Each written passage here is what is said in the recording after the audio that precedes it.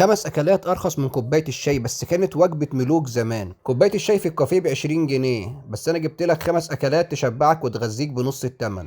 والأغرب الأكلات دي كانت زمان بتقدم في قصور البشوات، إزاي بقت ب5 جنيه؟ وليه محدش بيتكلم عنها دلوقتي؟ ركز عشان اللي جاي ممكن يغير مطبخك كله. واحد، الحلبة المغلية بالعيش الناشف، مشروب الملوك اللي اتنسى. والله الحلبة كانت مشروب صحي في القصور، دلوقتي كيس الحلبة ب3 جنيه.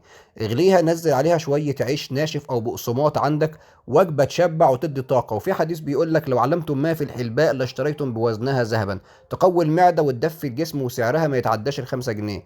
أكلة شكلها غريب لكن جربها وادعيلي. اتنين، البطاطس المشوية على الفحم، ستيك الغلابة. في أوروبا بياكلوا بطاطس مشوية مع زبدة في المطاعم الفخمة، وإحنا عندنا بطاطس الكيلو ب8 جنيه. شوية فحمة وحتى على عين البوتاجاز وشقها وحط شوية زيت وكمون، أقسم بالله طعمها أحلى من برجر ب200 جنيه. تلاتة، عيش محمص بالثوم والخل، سناكس الفراعنة. الفراعنة كانوا بيعملوا حاجة زي كده، عيش متحمص ومتبل. قطع العيش، رش خل وتوم وسيبه يتحمص مقرمش، يشبع وفيه مضادات حيوية طبيعية. عيش غريب بس بيتك هتقول لك شكرا. فتة مية بسمنة اللي اتربى عليها جدك وجدي، شوية مية سخنة، عيش مكسر، معلقة سمنة بلدي أو زيت، بس كده. أكلة فلاحين بس كانوا وقودهم ويشيلوا شكاير رز على ظهرهم، مش بس فتة، دي طاقة منسية.